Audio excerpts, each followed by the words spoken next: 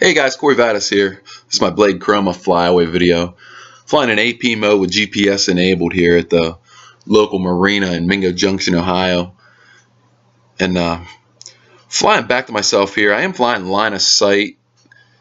And you'll see up here at the top of your screen here, you get to see my car up there, a little black dot.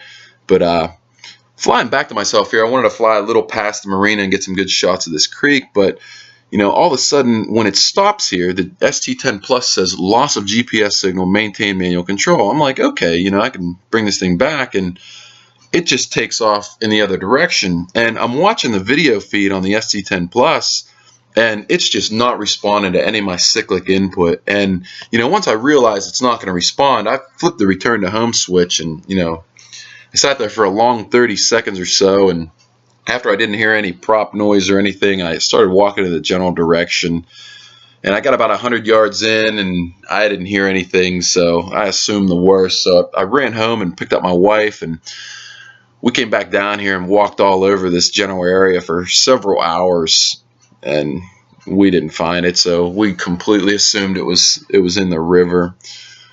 You get to see the river coming up here. I don't know why it stopped here. It seemed like it stopped a couple of times, and then it just continued in its course backwards.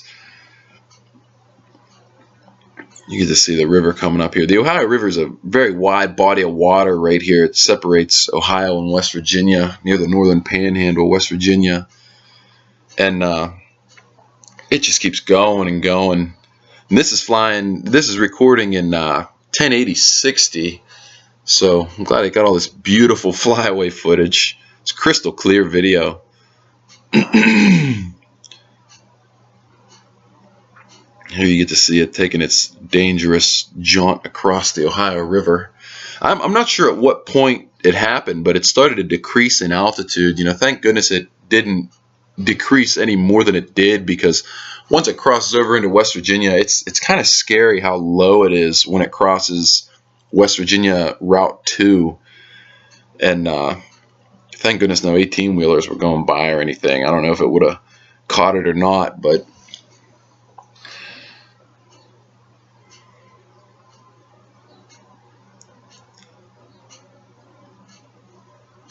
here comes West Virginia, and there's these railroad tracks.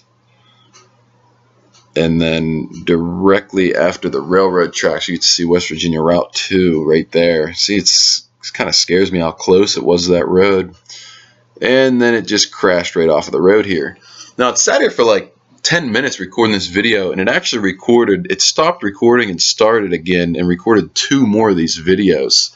And, you know, it was big thank you goes out to Brooke County Sheriff's Department. They're the ones that discovered it, and they put out a local news story about it, and I got to get it back after it was gone for, I don't know, I'd say about 7 days. It actually sat out in the weather for about 5 days, and it rained for about 3 of those 5 days. And once I got it back to me, the battery voltage was down to about 2.6 volts per cell. And I cycled a couple of times on my charger and got it to come up to about 4.17.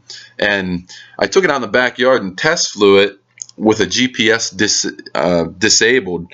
And it flew fine, camera worked fine and everything. But I did try to fly in AP with the GPS enabled, and I was at a very low altitude, and the ST10 did say loss of GPS signal again. It didn't fly away, but you know, I immediately landed it and realized that I got to get this thing back to Horizon Hobby, get them to check it out and see what the problem is here. So thanks for watching, guys. I appreciate it, and hope this doesn't happen to any of you.